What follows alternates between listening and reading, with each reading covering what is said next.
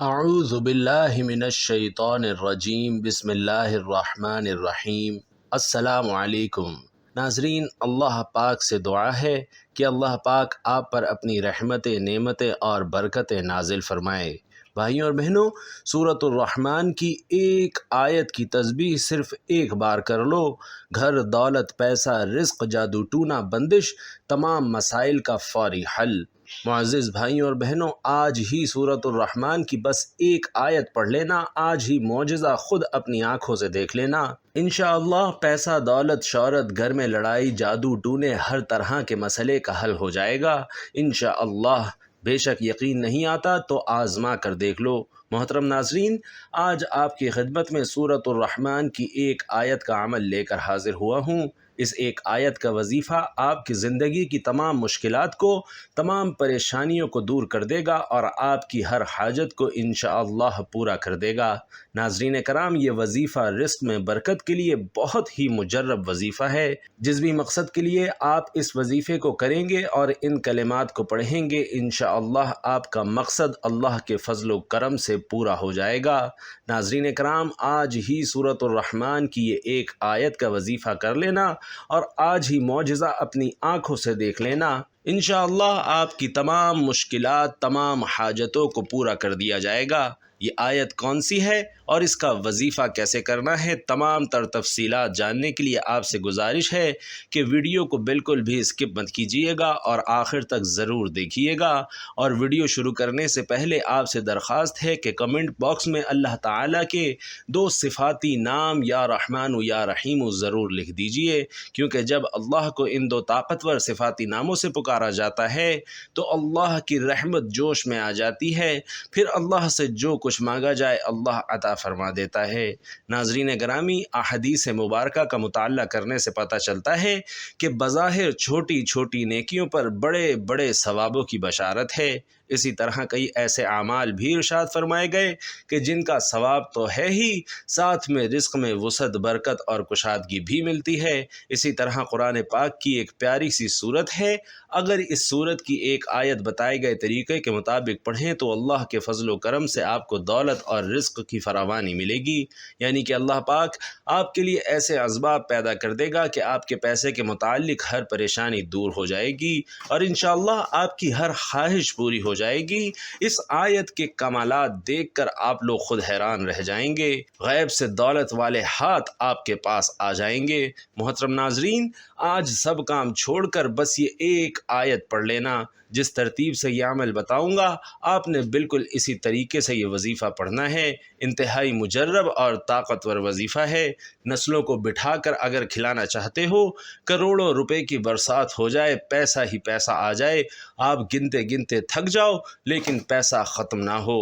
ناظرین گرامی، پیسہ انسان کی ضرورت ہے، پیسہ نہ ہو تو زندگی میں سکون نہیں ہوتا اور بندہ ہر وقت پریشانیوں میں گھرا رہتا ہے کہ اخراجات کہاں سے پورے کریں، کیسے پورے کریں۔ یہ ایک وظیفہ آپ لازمی کیجئے گا، بے حد چھوٹا سا اور آسان سا وظیفہ ہے۔ جب آپ کو اپنی پریشانی، جو بھی آپ کے مسائل ہیں، ان کی نیت کیجئے گا۔ ناظرین کرام، اللہ پاک جب کرم کرتا ہے تو انسان کی عقل دنگ رہ جاتی ہے اور معجزہ کرنے والی ذات صرف اللہ کی ہے۔ بس ہمیں ہر نعمت پر اللہ کا شکر ادا کرنا چاہیے۔ وظیفہ اللہ پاک کے بابرکت ناموں کا اور قرآن پاک کی ایک پیاری سی سورت کی ایک آیت کا وظیفہ ہے۔ اس وظیفے کو کرنے سے انشاءاللہ آپ کی ہر مشکل، ہر پریشانی ختم ہو جائے گی۔ ناظرین محترم، جب تک آزمائیں گے نہیں فائدہ نہیں ہوگا۔ میری باتوں کا کوئی یقین نہیں کرے گا اور بندہ ہی فائدے میں رہے گا جو ویڈیو دیکھ کر یہ وظیفہ پڑھنا شروع کر دے گا اور اللہ کی ذات پر یقین رکھتے ہوئے یہ وظیفہ پڑھے گا۔ اسے انشاءاللہ مایوسی نہیں ہوگی، اس کی جیب خالی نہیں رہے گی، اس کے کاروبار میں برکتیں ختم نہیں ہوں گی۔ میرے بھائیوں اور بہنوں، اس وظیفے کو کسی بھی دن، کسی بھی وقت پڑھ سکتے ہیں۔ آپ لوگ پوچھیں گے کہ اس وظیفے کو کتنے دن پڑھنا ہے، تو محترم ناظرین یہ وظیفہ صرف اور صرف ایک دن کا ہے۔ ایک دن آپ اس وظیفے کو کیجئے، اگر آپ چاہیں تو 2-3 دن بھی عمل کر سکتے ہیں، لیکن ایک دن کے عمل سے ہی انشاءاللہ آپ کو فائدہ ہوگا۔ ایک دن کا وظیفہ پڑھنے سے ہی آپ کے مسائل حل ہونا شروع ہو جائیں گے۔ محترم ناظرین، سورۃ الرحمن کا نام اللہ کے خوبصورت ترین ناموں میں سے ایک نام پر رکھا گیا ہے۔ اس سورت میں خدا کے فضل کی مثالیں دی گئی ہیں اور اللہ کے مختلف تحائف کی اہمیت کو اجاگر کیا گیا ہے۔ سورۃ الرحمن ہمیں رحمت الہی کے تصور پر غور کرنے کی ترغیب دیتی ہے کہ اللہ نے ہمیں مختلف تحائف دیے ہیں۔ یہ دنیا بھی ایک تحفہ ہے۔ درخت، کھانا، ہمارے ارد گرد کا ماحول، ہوا، پانی، صحت مند جسم، دماغ، خاندان، دوست، ناظرین کرام، سب کچھ ایک تحفہ ہے۔ ہم اس سب کو قدر کی نگاہ سے نہیں دیکھتے، لیکن آخر میں اس طرح کے ہر تحفے کی اہمیت ہمیں معلوم ہو جاتی ہے۔ سورۃ الرحمن ہمیں یاد رکھنے میں مدد کرتی ہے کہ اس طرح کے تمام خدائی احسانات ایسی چیز نہیں ہیں کہ جس سے ہمیں غفلت برتنی چاہیے۔ یہ آیت دہرانے سے کہ یہ تمہارے رب کی نعمتیں ہیں جنہیں تم جھٹلاتے ہو، یہ سورت ہمیں بتاتی ہے کہ ہم اپنے رب کی کسی نعمت کا انکار نہ کریں۔ تم اپنے رب کی کون کون سی نعمتوں کو جھٹلاؤ گے؟ در حقیقت جھٹلانے والوں کے لیے ایک مستقل نصیحت تھی، جو غرور اور ناشکری میں اندھے تھے اور مسلمانوں پر بغیر کسی اشتعال کے حملہ کرتے اور قتل کر دیتے تھے۔ سورۃ الرحمن اللہ کی رحمتوں کی لامحدود فہرست کو خوبصورتی سے پیش کرتی ہے۔ یہ دل کو چھو لیتی ہے اور سچے ایمان والوں کی آنکھوں میں آنسو لے آتی ہے۔ آخری حقیقت انسانوں میں حق کو نظر انداز کرنے کی کمزوری ہے۔ ناظرین کرام، ہم جانتے ہیں کہ ہر چیز فانی ہے، اس کے باوجود ہم دنیاوی دولت اور آسائشوں کے حصول میں دیوانہ وار پھرتے رہتے ہیں۔ ہمیں اس بات کا علم ہونا چاہیے کہ زندگی میں ہمارے پاس جو کچھ ہے وہ مستقل نہیں ہے۔ ہمارے خاندان اور دوست ہمیں چھوڑ سکتے ہیں، اچھی صحت میں کمی آ سکتی ہے، ہماری دولت ختم ہو سکتی ہے، لیکن پھر بھی ہم مغرور اور متکبر رہتے ہیں۔ سورۃ الرحمن بار بار ہمیں اللہ کا شکر ادا کرنے کی یاد دلاتی ہے، کیونکہ ہمارے پاس جو کچھ بھی ہے وہ ہمارے لیے اللہ کا تحفہ ہے۔ ہمیں چاہیے کہ ہم دنیا کے لیے کام کریں اور نیک اعمال میں مشغول ہوں اور اللہ کو راضی کرنے کی ہر وقت کوشش کرتے رہیں۔ ہمیں معلوم ہونا چاہیے کہ مسلمان ہونے کی حیثیت سے سورۃ الرحمن کو دل سے سیکھنا امن اور سکون کا باعث بن سکتا ہے۔ اپنے آپ کو اللہ کے مختلف احسانات کی یاد دلا کر ہم تناؤ اور ذہنی دباؤ کا مقابلہ کر سکتے ہیں اور اپنے ایمان کو مضبوط بھی کر سکتے ہیں۔ سیدنا ذر رضی اللہ تعالی عنہ سے روایت ہے کہ ایک شخص نے کہا، قرآن میں جو لفظ مماعن غیر اسن ہے، یہ آسن ہے لفظ یا اسن ہے؟ تو آپ نے فرمایا، گویا تو نے باقی سارا قرآن سمجھ لیا ہے؟ اس نے کہا، میں مفصل کی تمام صورتوں کو ایک رکعت میں پڑھ لیا کرتا ہوں۔ آپ نے فرمایا، پھر تو جیسے شعر جلدی جلدی پڑھے جاتے ہیں، اسی طرح تو قرآن کو بھی جلدی جلدی پڑھتا ہوگا۔ افسوس، مجھے خوب یاد ہے کہ مفصل کی ابتدائی کون کون سی 2 برابر والی صورتوں کو نبی کریم صلی اللہ علیہ وسلم ملایا کرتے تھے۔ ابن مسعود رضی اللہ تعالی عنہ کی قرأت میں مفصل کی سب سے پہلی صورت ناظرین کرام یہی سورۃ الرحمن ہے۔ حضرت جابر رضی اللہ تعالی عنہ فرماتے ہیں کہ نبی کریم صلی اللہ علیہ وسلم اپنے اصحاب کے مجمع میں ایک روز تشریف لائے اور سورۃ الرحمن کی اول سے آخر تک تلاوت فرمائی۔ صحابہ کرام چپ چاپ سنتے رہے تو آپ صلی اللہ علیہ وسلم نے فرمایا کہ تم سے تو جنات ہی بہتر جواب دیتے رہے۔ میں نے جب ان کے سامنے سورت کی تلاوت کی تو میں جب کبھی آیت فَبِأَيِّ آلَاءِ رَبِّكُمَا تُكَذِّبَانِ پڑھتا تو وہ کہتے، اے پروردگار، ہم تیری نعمتوں میں سے کسی نعمت کو نہیں جھٹلاتے، تیرے لیے ہی تمام تعریفیں سزاوار ہیں۔ ناظرین اکرام، وقت کی نزاکت کو مد نظر رکھتے ہوئے آئیے اس بابرکت عمل کی طرف چلتے ہیں۔ اب آپ آج کے عمل کو اچھی طرح سمجھ لیجئے۔ آپ نے کرنا کیا ہے کہ باوضو مصلی پر بیٹھ کر سب سے پہلے نبی کریم صلی اللہ علیہ وسلم کی ذات مبارکہ پر درود پاک پڑھنا ہے۔ درود پاک آپ کوئی سا بھی پڑھ سکتے ہیں، چاہیں تو آسان اور مختصر سا درود صلی اللہ علیہ وسلم پڑھ لیں یا صلی اللہ علی محمد پڑھ لیں، لیکن یاد رکھیے کہ اگر آپ نماز والا درود یعنی درود ابراہیمی پڑھتے ہیں تو یہ سب سے زیادہ فضیلت اور اہمیت والا ہے۔ ہمارے پیارے آقا صلی اللہ علیہ وسلم بھی تمام درودوں میں درود ابراہیمی کو ہی سب سے زیادہ محبوب رکھتے تھے۔ درود ابراہیمی ثواب کی نیت سے ایک بار میرے ساتھ بھی پڑھ لیں۔ اللہم صلی علی محمد وعلی آل محمد کما صلیت علی ابراہیم وعلی آل ابراہیم انک حمید مجید۔ اللہم بارک علی محمد وعلی آل محمد کما بارکت علی ابراہیم وعلی آل ابراہیم انک حمید مجید۔ روز قیامت نبی کریم صلی اللہ علیہ وسلم کے سب سے زیادہ قریب وہی ہوگا جو سب سے زیادہ آپ صلی اللہ علیہ وسلم پر درود شریف بھیجتا ہے۔ حضرت ابن مسعود رضی اللہ تعالی عنہ سے روایت ہے کہ رسول کریم صلی اللہ علیہ وسلم نے فرمایا کہ قیامت کے دن لوگوں میں سب سے زیادہ میرے قریب وہ ہوگا جو سب سے زیادہ مجھ پر درود بھیجے گا۔ وہ مواقع جہاں درود شریف ضرور پڑھنا چاہیے۔ ویسے تو درود شریف کسی وقت یا موقع کی قید کے بغیر کثرت کے ساتھ پڑھنا چاہیے، تاہم بعض مواقع ایسے ہیں جہاں اس کے پڑھنے کی خصوصی تاکید کی گئی ہے، اور ان میں سے کچھ تو مشہور ہیں، مثلاً کہ ہر نماز کے آخری تشہد میں، قنوت وتر کے آخر میں، نماز جنازہ کی دوسری تکبیر کے بعد اور خطبہ جمعہ میں۔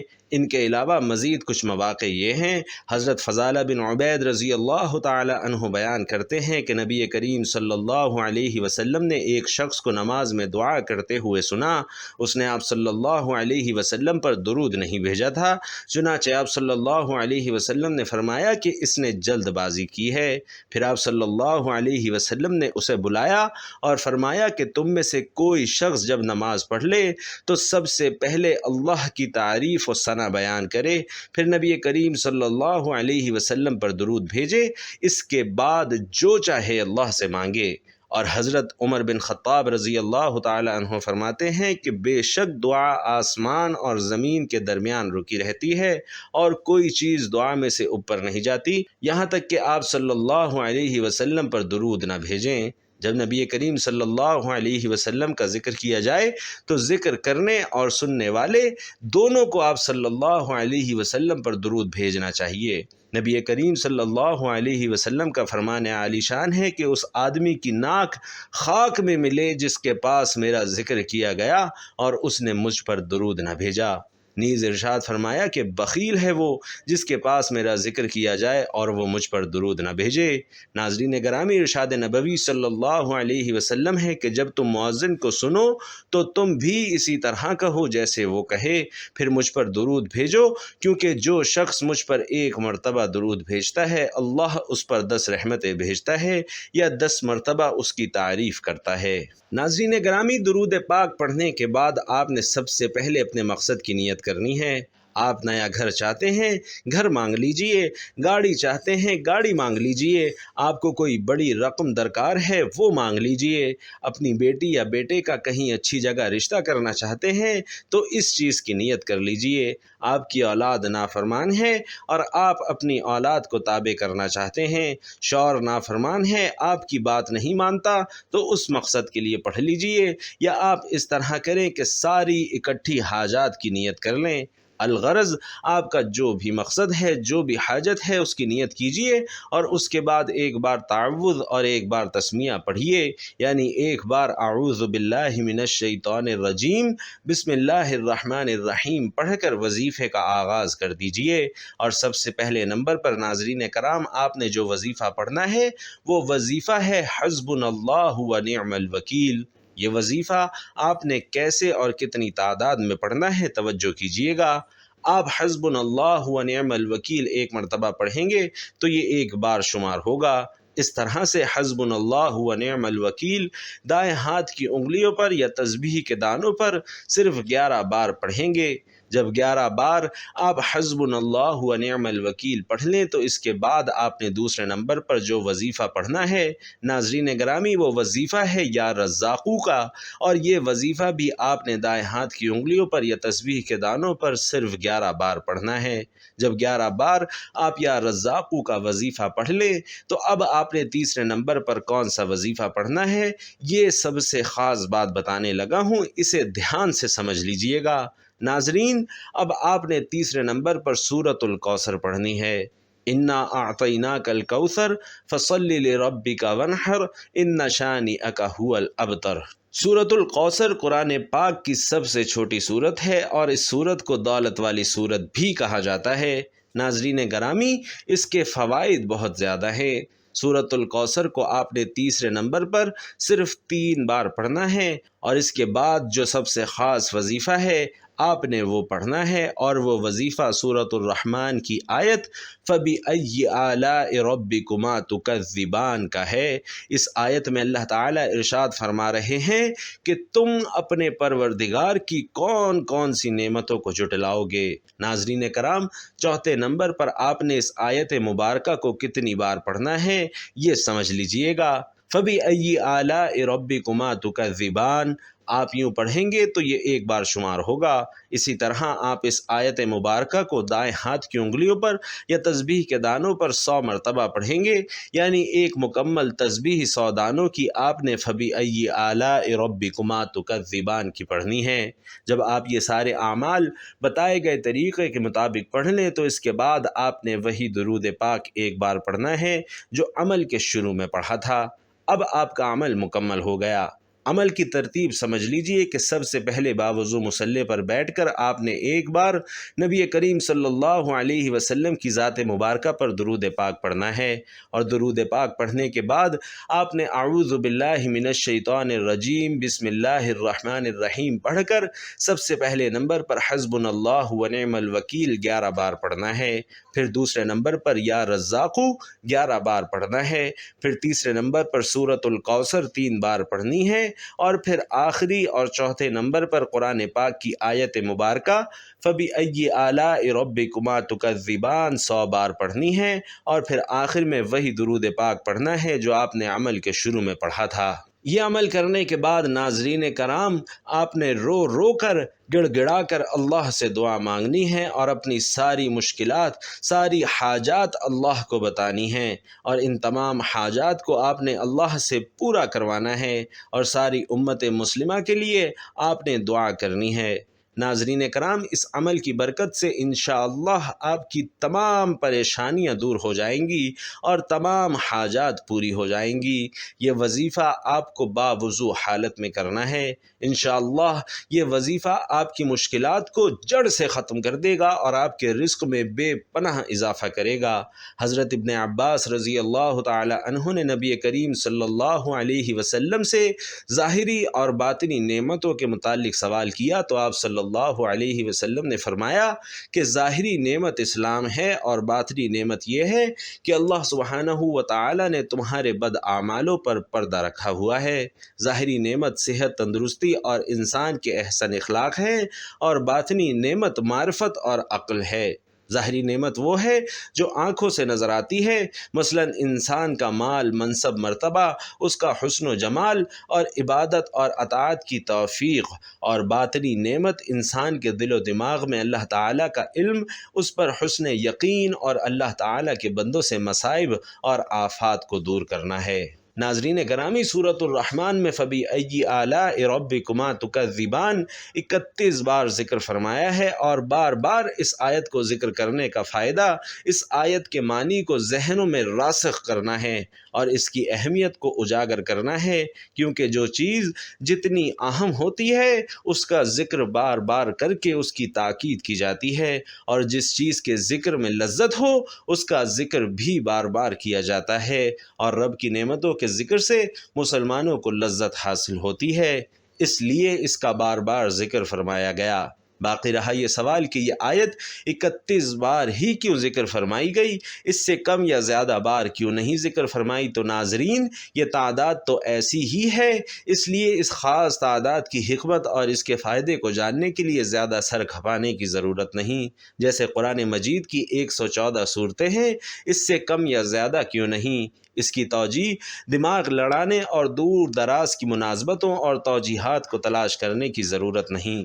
مسلمان گھرانے میں بحیثیت مسلمان پیدا ہونا اور مسلمان کی حیثیت سے اس دنیا سے رخصت ہونا، یہ بھی اللہ سبحانہ و تعالی کی بہت سی نعمتوں میں سے ایک بہت عظیم نعمت ہے۔ ہم انسان اللہ کی نعمتوں کو کبھی شمار کرتے ہیں اور نہ کبھی ان کا شکر ادا کرتے ہیں۔